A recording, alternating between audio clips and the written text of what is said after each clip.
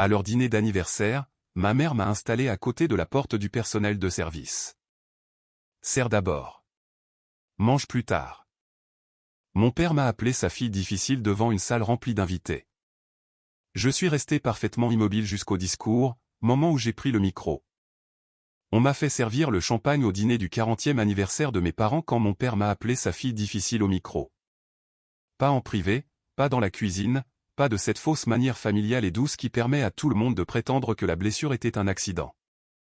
Il l'a fait sous les lumières ambrées de la salle de bal, avec 83 invités sous des nappes en lin crème et de la verrerie à bordure dorée, pendant que ma mère souriait à côté du gâteau, comme si elle avait passé 40 ans à mériter le droit de me voir disparaître en public. Et le pire, c'est que personne dans cette salle ne pensait que j'étais à la mauvaise place. Je me tenais près de la porte du personnel de service, un plateau en argent me cisaillant la paume, les cheveux relevés, vêtu d'une robe noire assez simple pour passer pour une employée si on ne regardait pas de trop près, ayant l'air exactement assez utile pour l'histoire qu'il préférait. Si les histoires d'humiliation familiale, de revirements discrets et du moment où la mauvaise fille cesse de soutenir tout le monde signifient quelque chose pour vous, abonnez-vous avant que je continue et dites-moi d'où vous écoutez ce soir. Car je sais que ce genre d'histoire résonne différemment quand on en a vécu ne serait-ce qu'une partie. Quoi qu'il en soit, au moment où mon père a levé son verre et a dit « Même notre fille difficile s'est rendue utile ce soir », j'avais déjà le pouce appuyé sur la poignée froide du microphone, attendant à côté du pupitre. Mais cette histoire n'a pas commencé là. Elle a commencé 1 heure plus tôt, quand ma mère s'est penchée sur la table des places, a lissé les perles à son poignet et a glissé mon carton nominatif loin de la table familiale. « Assieds-toi là-bas », a-t-elle dit en désignant du menton la petite table de service près de la porte battante. « Sers d'abord, mange plus tard. » Elle l'a dit doucement. C'était sa manière préférée d'être cruelle. Assez doucement pour que tout le monde puisse continuer à la qualifier d'élégante. J'ai regardé la table principale, puis mes parents au centre, mon frère Ethan à la droite de mon père, sa femme à côté de lui, des amis de la famille s'installant déjà autour des fleurs que j'avais choisies et des bougies que j'avais persuadé le lieu de couvrir. Il n'y avait plus de place pour moi. Je me souviens encore de l'odeur dans cette pièce. Beurre, cire de bougie, vin blanc frais et l'odeur industrielle de citron qui s'échappait chaque fois que la porte de service s'ouvrait derrière moi. J'avais planifié cette salle. J'avais refait le plan de table 2 fois après 14 annulations. J'avais corrigé la commande de vin après qu'Ethan ait oublié de la confirmer. J'avais négocié pour que le lieu renonce à des frais de dernière minute et j'avais empêché le trio de jazz de partir après que mon père ait changé l'horaire 3 jours avant l'événement. Et pourtant, j'étais là, parqué à côté de la porte du personnel de service comme une excuse que personne ne voulait prononcer à voix haute. Une femme en soie émeraude a tendu sa flûte vide sans regarder mon visage. « Rosé », a-t-elle dit. Je l'ai servi. Puis elle a levé les yeux et s'est figée. « Oh, je pensais que vous travailliez ici. » J'ai souri comme j'ai souri pendant la moitié de ma vie. Petit, contenu, coûteux. Non, ai-je dit, je suis leur fille. Elle a ri une fois, un rire mince et embarrassé, parce que la salle s'était déjà trahie. Derrière moi, la porte de service s'est ouverte de nouveau. Assiette, voix, couvert, toute la soirée avançant sur des rails que j'avais posés moi-même. Et c'était la chose que personne dans cette salle de bal ne comprenait encore. Je ne me tenais pas là parce que j'étais impuissante. Je me tenais là parce que je savais exactement à quel point cette nuit vacillerait si j'arrêtais de l'aider à garder sa forme. Mon père est passé devant moi en se rendant au pupitre, ajustant ses boutons de manchette, et a dit sans me regarder, « Essaie de ne pas faire la tête ce soir. » Pas merci d'avoir organisé tout ça. Pas je sais que ce n'est pas juste. Juste me comporter comme si la bienséance était quelque chose que je devais aux gens qui avaient construit toute une mythologie familiale sur mon silence. Alors, j'ai continué à servir. J'ai continué à hocher la tête. J'ai continué à me déplacer dans la pièce qu'il me faisait confiance pour entretenir, jusqu'à ce que le dessert soit servi, jusqu'à ce que les discours commencent, jusqu'à ce que mon père sourie au micro et offre à la salle sa version de moi. C'est à ce moment-là que j'ai finalement posé le plateau. Avant de vous emmener plus loin, je veux vous dire ceci clairement. La plupart de ce que je m'apprête à dire est vrai, exactement comme je l'ai vécu. J'ai façonné quelques détails pour que le sentiment atterrisse là où il a réellement atterri en moi. Et oui, j'ai utilisé un peu d'aide de l'intelligence artificielle pour dissiper un peu le brouillard sur les bords afin de pouvoir le raconter sans perdre le fil. Si cela vous convient, j'en suis reconnaissante. Sinon, j'espère tout de même que vous resterez pour le cœur de l'histoire, car rien de tout cela n'a commencé au dîner d'anniversaire. Cela a commencé dans le vieux bureau à l'arrière de la maison de mes parents, où la moquette sentait toujours légèrement la poussière, le toner et le café que mon père laissait jusqu'à ce qu'il forme cet anneau brun au fond de la tasse. J'avais 15 ans la première fois que ma mère m'a dit de porter un plateau au lieu de m'asseoir avec tout le monde. Pas à un gala, pas à un grand événement, juste un dîner du dimanche après l'église avec ma tante, 2 diacres et le genre de personnes autour desquelles mes parents se tenaient plus droit. Mon frère Ethan a eu le bon fauteuil de mon père sans qu'on le lui demande. On m'a tendu un pichet de thé glacé perlant de condensation et on m'a dit « Tu remarques les choses. Sois utile. » C'était le compliment familial. Sois utile. Pas jolie. Pas brillante, pas aimée, utile. Je peux encore sentir ce que la poignée de ce pichet a fait à mes doigts. Elle mordait au même endroit encore et encore jusqu'à ce que ma main commence à se courber autour des pichets et des cuillères de service comme si elle avait été entraînée pour cela. Mon corps a appris le travail avant que mon esprit ne nomme le schéma. Ethan recevait des cadeaux que l'on pouvait exposer. Je recevais des tâches dans lesquelles on pouvait disparaître. Il y a des objets que je ne peux toujours pas regarder sans comprendre toute mon enfance en un éclair. Le stylo plume de la remise de diplôme de mon frère dans sa boîte en velours. La montre en argent que mon père lui a donnée après sa première année dans l'entreprise, même si Ethan a à peine duré 6 mois avant de se désintéresser. La photo encadrée de deux se serrant la main devant le panneau de l'entrepôt, puis mes objets. Un classeur à 3 anneaux avec des onglets de fournisseurs écrits de ma main. Un bloc-notes jaune avec des chiffres de paix. Un trousseau de clés si lourd qu'il déformait la couture de la poche de mon manteau. Des reçus pliés en 4 et poussés dans le compartiment latéral de mon sac. Un flacon d'ibuprofène de pharmacie roulant à côté d'un rouge à lèvres que je portais à peine parce que j'étais généralement trop fatigué pour me souvenir que j'avais un visage. Quand les gens parlent de favoritisme, cela peut sembler presque abstrait, comme des sentiments blessés, comme un déséquilibre ordinaire entre frères et sœurs. Le nôtre était matériel, visible. On pouvait l'étaler sur une table. Ethan était présenté. On me tendait des choses. Ethan était assis près de mon père. J'étais assise près de la porte battante. Ethan était qualifié de prometteur. J'étais qualifié de difficile chaque fois que j'apportais des faits que personne ne voulait entendre. La première fois que j'ai entendu ce mot dans toute sa signification familiale, j'avais 23 ans et je me tenais pieds nus dans ce même bureau, vers minuit. Un talon appuyé sur la bande à picot bon marché de la moquette, car la couture avait commencé à se soulever près du classeur. Mon père venait d'apprendre que 3 clients avaient 38 jours de retard de paiement. Un fournisseur menaçait d'arrêter les livraisons et quelqu'un devait trouver 11 200 € avant lundi pour que la paix soit assurée. Ethan était parti à Nashville avec des amis et avait cessé de répondre à son téléphone. J'étais là avec le grand livre ouvert, la calculatrice chaude dans ma main, et ma mère se tenait dans l'embrasure de la porte, en robe de chambre, les bras croisés, comme si j'étais la perturbation au lieu du désastre. J'ai posé une question, une seule, sur la raison pour laquelle mon frère continuait de retirer de l'argent de l'entreprise après avoir manqué des semaines de travail. Mon père m'a regardé par-dessus ses lunettes de lecture qui glissaient sur son nez et a dit « Tu es plus facile à aimer quand tu arrêtes de poser des questions et que tu te contentes d'aider. » Voilà. La version privée de ce qu'il a donné au public des années plus tard. Pas fille, pas partenaire, pas pilier, une fonction.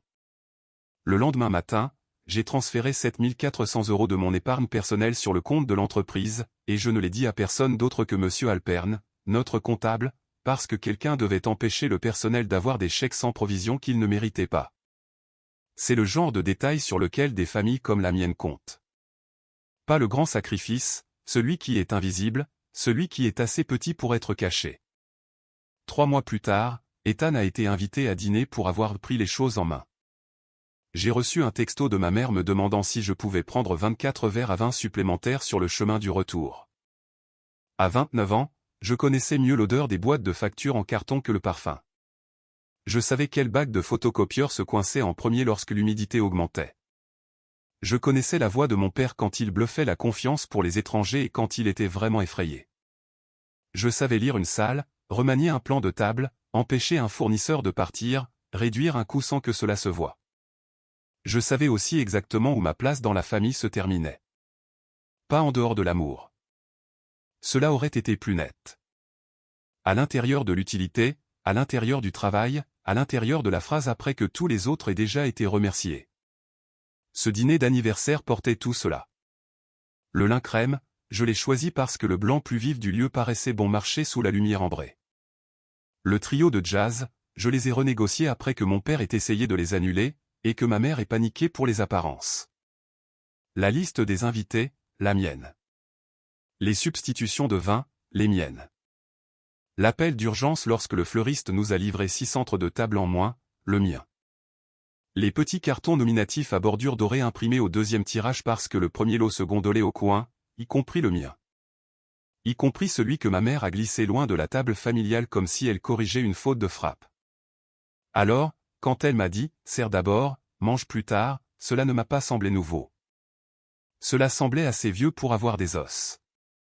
Et au moment où mon père s'est dirigé vers ce microphone avec ses petites blagues préparées et sa gratitude polie, je savais déjà quel rôle il s'apprêtait à me donner devant cette salle. La seule différence était que, pour la première fois de ma vie, j'avais quelque chose de plus fort que l'obéissance dans ma poitrine. J'avais les chiffres. J'avais la mémoire. Et j'en avais finalement eu assez d'être utile en silence. La première fissure est venue du bar. Pas de mon père, pas de ma mère, pas même d'Ethan, bien qu'il se tienne près du centre de la pièce dans une veste de dîner bleu marine que ma mère l'avait pratiquement forcé à porter. Elle est venue de Louise, le capitaine de banquet, qui se déplaçait rapidement, parlait doucement et avait le genre de visage qui ne mentait jamais sur le stress. Il a croisé mon regard de l'autre côté de la salle de bal et a fait un petit geste avec 2 doigts vers le couloir de service. Je connaissais ce geste, problème. Je me suis glissé par la porte battante avec un plateau vide calé contre ma hanche et le son a changé instantanément. Dans la salle de bal, c'était des couverts, des rires, du jazz doux. Derrière, c'était des brûleurs, du produit vaisselle, des voix sèches, le claquement des assiettes empilées trop vite. Louise a brandi un carton de table. La table 7 a été déplacée, mais le nombre de végétariens n'a pas été mis à jour en cuisine. C'était votre révision finale ou celle de votre frère? Il a posé la question sans agressivité, juste de la logistique. Pourtant, quelque chose de froid et de presque drôle m'a traversé. Votre frère, comme si Ethan avait un jour touché à une révision finale, comme s'il savait même qu'il y en avait eu 6 versions. C'était la mienne, ai-je dit. Donnez-moi 30 secondes. Il a hoché la tête une fois comme si cela réglait la question, ce qui, dans ce couloir, était le cas. Pas parce que j'étais la fille, mais parce que j'étais la seule qui savait vraiment comment la soirée était ficelée. Je me suis dirigé vers le comptoir de préparation, j'ai attrapé le classeur de plans de table de rechange, j'ai tourné directement à la carte corrigée des tables et j'ai vu l'erreur immédiatement. Madame Talbot avait ajouté sa nièce après le décompte final. J'avais écrit la note à l'encre bleue dans la marge, puis je l'avais transférée sur la grille principale. La copie de la cuisine était l'ancienne impression. J'ai trouvé la page révisée, j'ai pris un serveur à part, j'ai redirigé 2 assiettes, annulé un saumon, ajouté un risotto aux champignons, déplacé un dessert sans gluten de la table 12 à la 7, et j'ai résolu le problème avant que le trio de jazz n'ait fini le pont qu'il jouait. Cela n'aurait dû être rien. Pour moi, ça l'était presque. Mais quand je suis revenu par la porte, 2 choses avaient changé. Premièrement, Louise m'a suivi avec la page mise à jour encore à la main et a dit juste assez fort, compris. Merci. Je savais que vous sauriez. Deuxièmement, Madame Talbot l'a entendu. C'était une des amies de musée de ma mère, tout en cheveux argentés et en politesse laquée, et elle a regardé de moi au classeur, puis à Ethan, qui se tenait près du bar, racontant une histoire avec ses mains comme s'il avait construit la soirée lui-même. Oh, a-t-elle dit, je supposais que votre fils s'occupait de tout ça. Le visage de ma mère ne s'est pas complètement décomposé. Il s'est crispé au coin. C'était pire. C'était l'expression qu'elle arborait lorsque la réalité ne correspondait pas à la version de nous qu'elle avait déjà vendue. Ethan a ri trop vite. Eh bien, a-t-il dit, c'était un effort familial. Non, ça ne l'était pas. C'était moi à 1h30 du matin en haut-parleur avec un fleuriste qui voulait 1800 € de plus. C'était moi refaisant les cartons nominatifs avec une imprimante qui se coinçait toutes les 7 feuilles. C'était moi choisissant sur quoi économiser pour que mes parents puissent encore avoir des bougies, un trio à cordes et du champagne importé qu'ils n'avaient aucune raison d'ouvrir. Mais rien de tout cela ne circulait encore dans la pièce. Pas complètement. Juste un peu de chaleur. Un léger changement. Une fourchette qui racle là où personne ne voulait la faire racler. Ma mère m'a touché le coude alors que je passais. Pas fort. Fort aurait été plus facile à gérer. Tu n'as pas besoin de rôder près des invités après avoir fini de servir, a-t-elle dit. Les gens sont désorientés. Je l'ai regardé alors. Vraiment regardé. Ses diamants étaient immobiles, son rouge à lèvres parfait, sa voix assez basse pour cacher les insultes sous l'étiquette. Les gens sont désorientés. Parce que si je me tenais trop près du centre de la pièce, tout l'arrangement commençait à avoir moins de sens. Si vous avez déjà entendu ce ton, ai-je dit doucement. Et oui, je vous dis ça à vous pendant une seconde parce que je sais que certains d'entre vous le connaissent jusqu'à la moelle. Celui que les gens utilisent quand ils ont besoin de votre travail mais en veulent à votre présence. Mettez un dans les commentaires. Je le pense vraiment. Parfois, j'ai besoin de savoir que je n'étais pas la seule à l'entendre pendant que ça se passait. Puis j'ai souri à ma mère. Bien sûr, ai-je dit, et je me suis éloigné avant qu'elle ne puisse décider quelle version de moi elle voulait punir. Au moment où les salades ont été débarrassées, la salle avait appris à diviser son attention. Pas de manière spectaculaire. Cela aurait été trop facile. Juste assez. Un donateur que mon père essayait d'impressionner depuis des années a arrêté Ethan près du buffet de dessert et a demandé qui avait géré le redressement du lieu si rapidement. Ethan a ouvert la bouche avec toute la confiance du monde et a dit « Nous avons tous mis la main à la pâte ». Le donateur a regardé au-delà de lui et a dit « Non, je voulais dire la personne qui a réellement corrigé le flux après le changement des talbots ». Il me regardait droit dans les yeux. Je tenais une bouteille d'eau pétillante à ce moment-là, ce qui a rendu la situation encore plus cruelle. Ethan s'est retourné, a vu où l'homme regardait, et m'a fait le genre de sourire que les gens utilisent quand ils vous offrent une miette qu'ils croient leur appartenir encore. Ma sœur est très soucieuse du détail, a-t-il dit. Soucieuse du détail? C'était la version édulcorée de utile, la version publiquement acceptable. Celle que l'on utilisait quand dire servante à voix haute aurait rendu la pièce trop honnête. C'est vrai, a dit le donateur, ce n'est pas ce que j'ai demandé. Puis il m'a tendu la main. Pas à Ethan, à moi. C'était une si petite chose, une poignée de main dans une salle de bal. Un homme d'âge moyen en costume gris anthracite me demandant mon nom comme s'il avait vraiment l'intention de s'en souvenir. Et pourtant, j'ai senti la salle l'enregistrer. Mon père l'a vu aussi. Je le savais parce qu'il a arrêté de parler au milieu d'une phrase au couple à côté de lui et a bougé ses épaules comme il le faisait toujours quand le contrôle commençait à lui échapper en public. Je m'appelle Nora, ai-je dit. Le donateur a souri. C'est donc vous qui faites tenir cette soirée debout. Il l'a dit légèrement, presque gentiment, mais mon père a entendu chaque mot. Tout comme Monsieur Alpern, qui était assis vers l'arrière de la salle avec les gens que mes parents respectaient, mais avec qui il ne se détendait jamais complètement. Il m'a regardé par-dessus ses lunettes, puis, sans sourire, juste en mesurant. Puis il a levé son verre d'eau d'une fraction de pouce. Pas un toast, pas encore. Juste une reconnaissance. Cela m'a frappé plus fort que prévu, car que Louise sache que je gérais les coulisses de la soirée était une chose.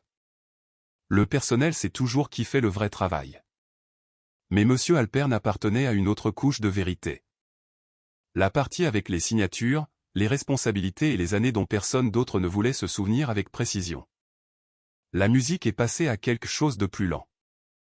Les tasses à café ont commencé à atterrir sur les soucoupes.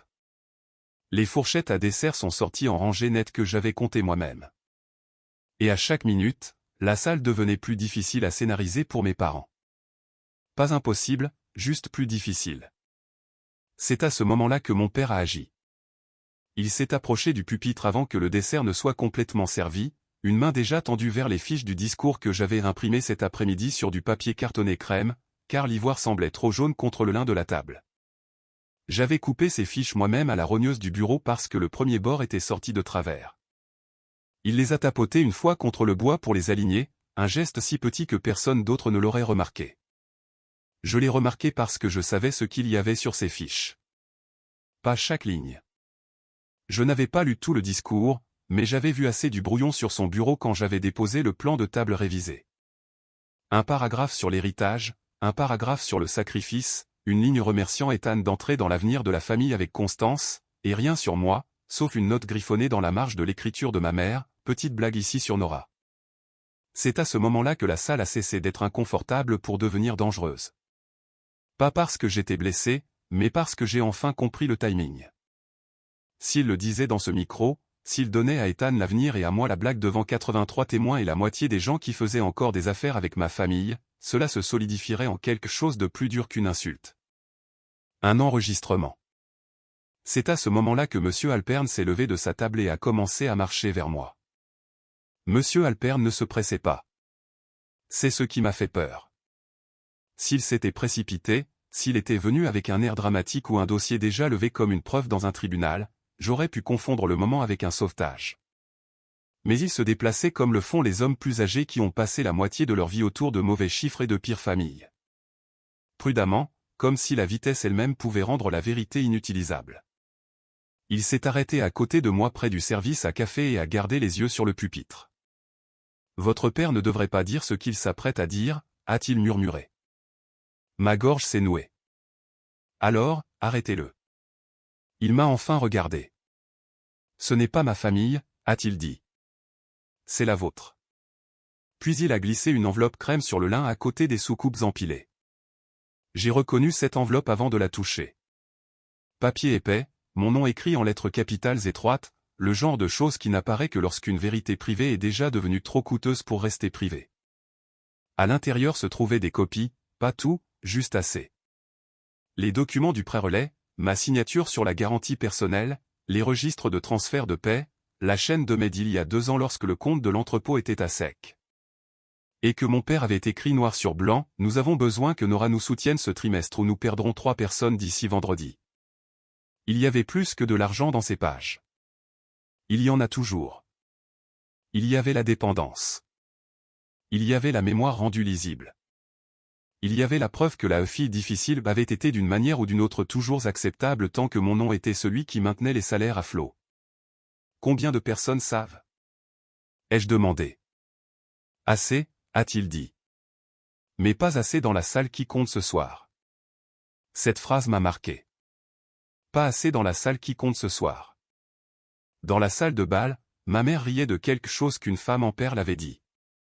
Mon père était toujours près du pupitre, un pouce sous ses fiches de discours. Ethan s'était rapproché de lui, souriant de cette manière décontractée et confiante que les hommes sourient quand ils pensent que l'avenir les attend déjà à leur nom. Et je me tenais là avec les cuillères à café, le sucrier, le son de la machine à expresso qui sifflait derrière la porte de service et j'ai senti quelque chose de terrible et de simple se mettre en place. Si je ne faisais rien, leur version se durcirait. Pas pour toujours. Peut-être que rien n'est éternel, mais assez longtemps. Assez longtemps pour devenir l'histoire que les gens répètent lors des poignées de main sur le parking, des déjeuners de donateurs, des cartes de Noël et de ces conversations basses et sympathiques que les gens ont après qu'une femme a quitté la pièce. Nora a toujours été difficile. Ethan a pris la relève. Les parents ont fait de leur mieux. C'était la version qui attendait au micro. Monsieur Alpern n'est pas parti. Il est juste resté à côté de moi une seconde de plus et a dit plus bas, « Si vous me le demandez directement, je répondrai directement. » Pas un sauvetage, pas une couverture, un témoin. Puis il est retourné vers sa table. Je l'ai un peu détesté pour ça. Je sais que cela semble injuste. Peut-être que ça l'est. Mais à ce moment-là, je voulais que quelqu'un de plus âgé, de plus stable, de plus respecté que moi aille au pupitre et fasse tout exploser pour que je n'ai pas à être celle qui divise la salle moi-même. Au lieu de cela, il me l'a rendu. L'enveloppe semblait trop épaisse dans ma main. Mon pouls était devenu étrange, lent dans ma poitrine, sauvage dans mes poignets. Je l'ai glissé sous les serviettes de table pliées au poste de service quand j'ai entendu les talons de ma mère approcher. Nora. Je me suis retourné. Elle avait de nouveau ce regard sur son visage, l'élégant, celui qui signifiait toujours qu'elle était assez furieuse pour devenir immaculée. Viens avec moi. Elle ne m'a pas emmené loin, juste dans le couloir étroit entre la salle de bal et le vestiaire, où le papier peint changeait et la musique devenait étouffée, et où chaque famille en Amérique a probablement eu une version de la même conversation sous un mauvais éclairage. Sa voix est sortie basse et nette. Qu'est-ce que tu crois faire, exactement? Je l'ai regardé. Survivre au dîner jusqu'à présent. Ne fais pas ça, a-t-elle dit. Pas ce soir. C'était tout ce qu'elle avait à dire pour que je sache qu'elle savait que quelque chose avait changé. Pas les documents. Peut-être pas Monsieur Alperne, mais la salle. La façon dont la salle avait commencé à me regarder, la façon dont le personnel me témoignait du respect sans y penser, la façon dont Ethan avait été corrigé par le silence plus d'une fois déjà. Tu m'as assise à côté de la porte de service, ai-je dit. Elle a expiré par le nez comme si je prouvais son point. Tu choisis toujours l'interprétation la plus laide. Non, j'ai choisi la plus exacte. Je ne l'ai juste pas encore dit. Elle s'est approchée. Ton père est sur le point de faire un discours devant des gens qui comptent pour cette famille. Quelle que soit ton humeur, tu ne transformeras pas cette soirée en une de tes crises. Crise. C'était une nouvelle. J'ai ri une fois et c'est sorti faux. Pas amusé, juste fatigué et tranchant dans un endroit que je ne pouvais pas lisser à temps. Mes crises, ai-je répété. Oui, a-t-elle dit. Cette chose que tu fais, t'offusquer, te mettre au centre, punir tout le monde parce que tu te sens invisible. Cela a fait plus mal que difficile parce que cela prenait toute l'architecture de ma vie et l'appelait vanité. Avant que je puisse répondre, Ethan est entré dans le couloir et s'est arrêté net en nous voyant toutes les deux. Vous voilà, a-t-il dit, d'un ton trop enjoué. Puis à moi, papa va commencer. Quoi que ce soit, ça peut attendre? Je l'ai regardé fixement. Il y a des moments où l'on comprend soudain que quelqu'un a bénéficié de votre silence si longtemps qu'il le confond avec la météo. Pas la gentillesse, pas le sacrifice, juste la météo, quelque chose d'ambiant, quelque chose sous lequel ils sont nés. Je rentre, ai-je dit. Ma mère m'a attrapé le poignet. Pas forte encore. Doux. Toujours doux. Si tu embarrasses ton père ce soir, a-t-elle dit, ne viens pas chercher de la tendresse après. Il n'y en aura pas. C'était la contre-attaque. Pas la menace elle-même, sa précision. Parce qu'une partie de moi, stupide, vieille, à moitié affamée, voulait toujours qu'il y ait de la tendresse après. Même maintenant, même alors. C'était la fenêtre de l'effondrement. Pas les documents, pas la salle, pas le micro. C'était le vieux marché de l'enfance qui me remontait à la gorge une dernière fois. Sois utile. Sois silencieuse. Et peut-être qu'après que tout le monde soit parti, quelqu'un viendra te trouver dans la cuisine et te dira qu'il sait que ce n'était pas juste. Personne ne l'a jamais fait. Mais cela ne veut pas dire que j'ai arrêté de le vouloir. Je suis retourné par la porte de service au lieu de la salle de bal, car pendant quelques secondes, j'ai honnêtement pensé que je pourrais partir. Je le pense vraiment. J'ai regardé le panneau de sortie de secours au-dessus du couloir arrière et j'ai pensé que je pourrais sortir maintenant, monter dans ma voiture et les laisser garder leur version. Leur laisser la salle. Laisser le mensonge vivre là où il était déjà le bienvenu. Une des serveuses a levé les yeux des assiettes à dessert. « Ça va » a-t-elle demandé. J'ai failli dire oui. Puis elle a brandi une boîte de repas pour le personnel et a demandé « Est-ce qu'on m'a dit de mettre ça de côté pour vous ?»« Pour vous ? Pas pour mademoiselle Nora ? Pas pour la famille ? Pas pour la personne qui a planifié la salle ? Juste pour celle qui était censée manger plus tard ? Quelque chose en moi est devenu très calme. Je veux m'arrêter ici une seconde. Si vous avez déjà été celui ou celle en qui votre famille avait confiance pour le travail mais pas pour l'honneur. Si vous étiez assez bon pour le porter mais jamais assez bon pour être nommé à l'intérieur, tapez pareil dans les commentaires. Je le pense sincèrement. Et si cette histoire pèse sur votre poitrine comme elle a pesé sur la mienne, cliquez sur j'aime. Cela aide plus de gens à trouver ces histoires avant qu'ils ne décident que leur silence n'était que de la maturité. Maintenant, retournons à ce couloir. J'ai regardé le repas en boîte. Poulet froid, pommes de terre rôties devenues ternes sur les bords, une petite tasse en plastique de sauce. Ma mère avait dépensé 12 000 € en fleurs, centre de table et menus personnalisés. Et quelque part dans cette grande soirée dorée, quelqu'un s'était assuré qu'il y avait une assiette pour le personnel pour moi. C'est à ce moment-là que j'ai su que je ne pouvais pas partir. Pas parce que j'étais courageuse, pas d'un coup, mais parce que partir serait encore un service. Ce serait encore moi protégeant la forme de la nuit pour les gens qui l'avaient construite sur mon dos. J'ai pris l'enveloppe de sous les serviettes pliées. Dans la salle de bal, les couverts se sont tus. Mon père a tapoté le micro une fois. La salle est devenue obéissante comme le font les salles lorsqu'un homme avec une confiance exercée croit que l'histoire est sur le point de sortir de sa bouche. Je me suis dirigé vers le pupitre latéral avec l'enveloppe à plat contre ma paume. Pendant une seconde, j'ai croisé le regard de M. Alpern à travers la lumière des bougies. Il n'a pas hoché la tête. Il n'a pas souri. Il est juste resté assis, visible, attendant qu'on lui demande directement. Et d'une manière ou d'une autre, c'était suffisant.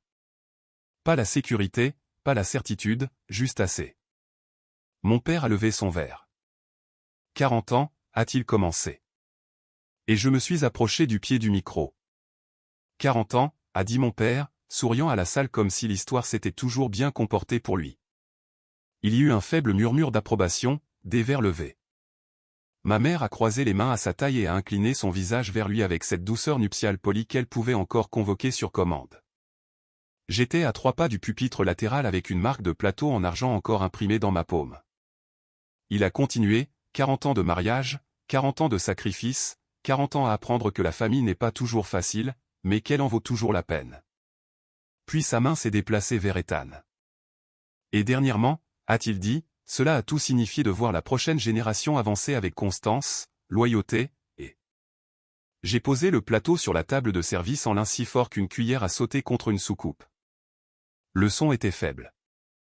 Pourtant, la salle l'a entendu. J'ai franchi les derniers mètres, j'ai pris le deuxième micro de son socle, et pour la première fois ce soir-là, je suis entré complètement dans l'axe central de la pièce. Mon père m'a souri comme si c'était encore gérable. Nora, a-t-il dit d'un ton léger. Pas maintenant. J'ai levé le mien. En fait, ai-je dit, maintenant est le moment le plus opportun. On pouvait sentir la salle de bal se figer par section. Les tables les plus proches du pupitre d'abord, puis le bar, puis la moitié arrière. Le sourire de ma mère a disparu. Mon père a laissé échapper un petit rire pour les invités. Voilà ce que je veux dire, a-t-il dit. Ma fille difficile a toujours eu le sens du timing. Le voilà. Public, net, presque charmant. Si on ne savait pas ce qu'il avait été conçu pour faire. Je l'ai regardé, puis la salle. Je vais corriger une chose avant que ce discours ne continue, ai-je dit. Parce que si je le laisse continuer, certains d'entre vous partiront d'ici avec une histoire sur cette famille qui n'est pas vraie. Ethan a fait un pas en avant. Nora. Je ne l'ai pas regardé. Mon père est sur le point de remercier le mauvais enfant pour avoir soutenu cette famille ces dernières années, ai-je dit. Cela devrait être corrigé pendant que les micros sont encore allumés. La salle s'est alors divisée selon ses vieux instincts. Les gens qui voulaient de la bienséance, les gens qui voulaient des faits, les gens qui en savaient déjà assez pour être effrayés par mon ton. Mon père a baissé son verre. Ça suffit. Non, ai-je dit, c'est finalement assez de l'autre version. J'ai pris l'enveloppe crème de sous mon bras et j'ai posé les copies sur le pupitre une par une. Pas de manière spectaculaire, précisément. Le dîner d'anniversaire a eu lieu parce que j'ai refait le budget après la surfacturation du lieu. La paie a continué d'être versée parce que j'ai signé une garantie personnelle de 60 000 € lorsque le compte de l'entreprise est tombé à court. L'entrepôt a gardé son personnel parce que j'ai couvert un trimestre de transition lorsque votre fils était à Nashville et ne répondait pas à son téléphone. C'était la deuxième vague. Nom, chiffre, fonction. Quelqu'un près de la table 4 a murmuré, « Quoi ?» Ma mère s'est avancée vers moi. Ce n'est pas l'endroit. Je me suis tourné vers elle. C'est devenu l'endroit quand il a fait de moi la blague. Cela a changé la température. Mon père a tendu la main vers les papiers. J'ai posé ma main sur eux en premier. Non, ai-je dit doucement. Vous avez eu la parole pendant des années. Puis j'ai levé une page et lu exactement une phrase. Nous avons besoin que Nora nous soutienne ce trimestre ou nous perdrons 3 personnes d'ici vendredi. J'ai levé les yeux. C'est son email, ai-je dit, à M. Alpern il y a 2 ans. Toutes les têtes importantes se sont tournées vers l'arrière de la salle. M. Alpern a posé son verre d'eau, a plié sa serviette une fois et s'est levé. Est-ce exact ? A demandé quelqu'un. Il ne m'a pas regardé quand il a répondu. Il a regardé mon père. Oui, a-t-il dit, ça l'est. C'était la 3e vague. Le témoin. Pas ma colère, pas ma mémoire. Le témoin. La salle a basculé après ça. Pas en acclamation, en recalcul. On pouvait voir les gens nous reclasser en temps réel. Mon père n'était plus au centre d'un noble discours d'héritage. Ma mère n'était plus l'élégante gardienne de l'ordre familial. Ethan n'était plus l'héritier évident. Et moi? Il ne me regardait plus comme du personnel. Il me regardait comme si la structure cachée de la pièce venait de se lever et de commencer à parler. Ethan a quand même essayé. Tu n'as pas fait ça toute seule. Je lui ai lancé le premier regard complet que je lui avais accordé de toute la soirée. Je sais, ai-je dit. C'est ce qui rend cela si embarrassant pour toi. Tu avais encore besoin de moi, et tu l'as quand même laissé m'appeler difficile pendant que je portais ce que tu ne pouvais pas. Personne dans la salle de bal n'a fait un bruit, pas même la porte de la cuisine. La voix de ma mère est sortie, fine. Nora, s'il te plaît. S'il te plaît, trop tard, à son propre accent. J'ai de nouveau regardé la salle et je sentais mon pouls dans ma gorge, dans mes mains, sous mes côtes. Je ne dis pas cela parce que je veux punir ma famille, ai-je dit. Je le dis parce que certains d'entre vous ont fait des affaires avec nous, nous ont fait confiance, ont travaillé avec nous, et vous méritez de savoir que la personne dont on parlait constamment comme d'un fardeau était celle qui empêchait les chiffres de s'effondrer. Une femme près du devant a posé sa fourchette très lentement. Mon père a essayé une dernière fois de sauver la soirée. Ce sont des affaires de famille, a-t-il dit. Ça aurait dû rester privé. J'ai secoué la tête. Non, ai-je dit, le travail était privé. L'insulte ne l'était pas. Cela a mis un point final.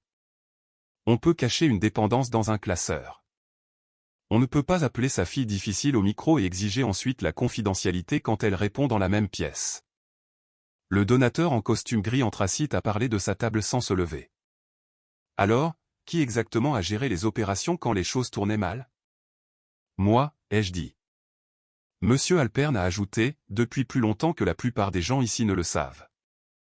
Il n'y avait pas de retour en arrière possible. Mon père m'a soudain semblé plus vieux. Ma mère s'est assise sans le vouloir. Ethan a regardé le sol, et je me tenais là avec un micro dans une main et la marque du plateau dans ma paume, sentant toute l'image d'ouverture de la soirée se retourner. Si je m'arrête ici une seconde, je veux votre réponse honnête. Si votre père se tenait dans une salle pleine de gens et attribuait votre travail, votre sacrifice et votre nom à quelqu'un d'autre, le corrigeriez-vous publiquement? Tapez oui, non, ou peut-être. Je le pense sérieusement. Je lis ces réponses différemment maintenant qu'auparavant. Puis j'ai reposé les papiers sur le pupitre.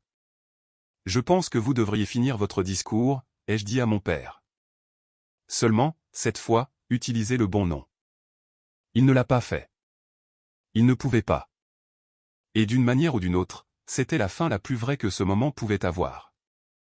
Je ne suis pas resté pour le café. Cela semble plus simple que ça ne l'a été. Je suis resté là une minute entière après que la salle se soit dispersée, tenant toujours le micro trop longtemps, comme si ma main n'avait pas reçu le message que le moment lui-même était terminé. Les gens bougeaient sur leurs chaises, ne me pressant pas, ne sauvant pas mes parents, essayant juste de comprendre dans quel genre de salle ils se trouvaient maintenant. Monsieur Alpern a été le premier à se diriger vers moi. Il n'a pas dit qu'il était fier de moi. Il n'a pas dit que j'avais bien fait. Il a juste ramassé les papiers du pupitre, a aligné les coins et a dit « Ramenez les originaux à la maison ». C'était plus utile que du réconfort. C'est peut-être pour ça que j'y ai cru. Le donateur en costume gris anthracite a demandé ma carte. Un des responsables du lieu, quelqu'un qui m'avait vu régler 3 catastrophes sans jamais m'asseoir, m'a touché le bras et a dit très bas « Je le savais ». Ma mère ne s'est pas approchée de moi. Mon père a essayé une fois. Il a fait 2 pas dans ma direction, s'est arrêté quand il a vu qui regardait, et s'est tourné à la place vers une table de vieux amis de la famille avec le visage ravagé que les gens portent quand la dignité est devenue plus lourde que le deuil. Ethan m'a envoyé un texto avant même que j'arrive au parking. Tu n'étais pas obligé de faire ça publiquement. Je suis resté assise dans ma voiture sous la lumière ambrée du parking et j'ai regardé l'écran jusqu'à ce qu'il s'éteigne dans ma main. Pas d'excuses, pas de questions, pas même vraiment de colère. Juste la vieille supposition que le vrai crime était toujours l'exposition.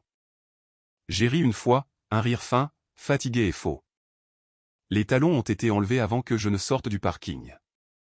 Je les ai jetés sur le siège passager à côté de l'enveloppe et j'ai conduit pieds nus jusqu'à la maison, ma robe sentant encore légèrement le vin frais et la fumée de bougies. Pendant 3 jours, l'onde de choc s'est propagée plus vite que je ne l'avais prévu. Un membre du conseil d'administration a appelé pour demander si je pouvais le rencontrer en privé pour parler de la continuité future. Un des superviseurs de l'entrepôt m'a envoyé un texto de seulement 7 mots. J'ai toujours su qui tenait la baraque. Une tante qui avait passé 20 ans à maîtriser l'art du silence inoffensif m'a laissé un message vocal qui commençait par « Je pense que nous te devons tous des excuses ». Elle n'a jamais fini la phrase. Peut-être qu'elle ne savait pas comment. Peut-être que c'était ça, le but. Ma mère a envoyé des fleurs, blanches, bien sûr, élégantes, apologétiques, sans jamais admettre sa culpabilité. Pas de mots. Mon père a appelé la 4e nuit. J'ai laissé sonner 1 fois, 2 fois, 6 fois. Puis j'ai écouté le message vocal en me tenant devant mon propre évier de cuisine, regardant la pile de documents que j'avais finalement ramenés à la maison et le petit cercle qu'il formait sur ma lampe de table lorsque la lumière de fin d'après-midi frappait les trombones. Sa voix était plus stable que je ne l'avais prévu. « Tu as fait passer ton message ?» a-t-il dit. J'espère que ça valait ce que ça a coûté. Pas j'avais tort, pas je suis désolé, juste le coup. Comme si le prix n'avait commencé que la nuit où j'ai pris le micro et non des années plus tôt. Je l'ai effacé, pas de manière spectaculaire, juste avec mon pouce. C'était nouveau. 1 semaine plus tard, j'ai reçu un email confirmant un contrat de consultante avec l'un des donateurs qui était au dîner. Temporaire, net, indépendant, mon nom en haut, mon tarif non négocié à la baisse par habitude, mon travail non introduit clandestinement sous le titre de quelqu'un d'autre. Je l'ai imprimé et l'ai mis dans le vieux classeur à 3 anneaux que j'avais l'habitude de porter pour mes parents. Pas parce qu'il y appartenait, mais parce que je voulais que ce classeur contienne enfin une chose qui soit à moi. Si vous êtes arrivé jusqu'ici avec moi, merci. Vraiment. Je pense encore à ce que les gens se doivent les uns aux autres lorsque la vérité arrive trop tard pour rester douce. Alors, dites-moi, êtes-vous resté jusqu'à la fin? Et d'où écoutez-vous ce soir? Votre temps compte plus pour moi que vous ne le pensez. Et si cette histoire vous a marqué, abonnez-vous, aimez, ou partagez-la avec quelqu'un qui a passé trop d'années à être utile en silence. Parfois, un petit clic suffit à aider un étranger à entendre sa propre vie plus clairement. Je ne suis plus jamais retourné m'asseoir près de cette porte du personnel de service. Mais parfois, quand je passe devant une salle de bal et que j'entends des verres s'entrechoquer à travers une entrée entr'ouverte, je sens encore le vieux réflexe dans ma main, le poids fantôme d'un plateau en argent. Et puis je me souviens de la sensation de cette même main enroulée autour d'un microphone, pendant qu'une salle entière apprenait mon nom. Trop tard pour qu'il continue de l'utiliser comme avant.